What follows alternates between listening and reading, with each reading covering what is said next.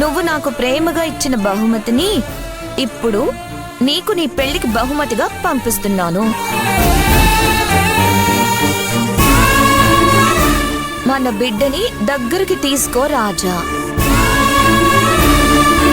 నన్ను ప్రేమిస్తున్నట్టు నటించి మోసం చేశావు, కానీ మన ప్రేమకి ప్రతిరూపమైన మన బిడ్డని మాత్రం అనాథని చేయకు.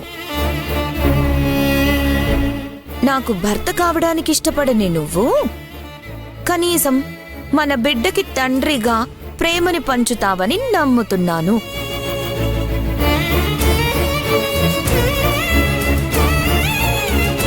మన బిడ్డని సాక్ష్యంగా చూపించి ఇప్పుడు నీ పెళ్ళాపచ్చు, కానీ నిన్ను మనస్ఫూర్తిగా ప్రేమించిన దానిలా నీ సంతోషాన్ని కోరుకుంటాను, కానీ నీ బాధని కాదు. అందుకే మన బిడ్డని మాత్రం నీకు అప్పగించి నీతో గడిపిన ఆ మధుర క్షణాల్ని గుండెల్లో దాచుకుని తిరిగి రాని లోకానికి వెళ్ళిపోతున్నాను.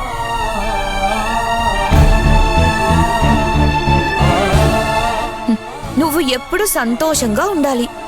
ఇట్లు నువ్వే ప్రాణంగా బ్రతికిన నీ పుష్ప.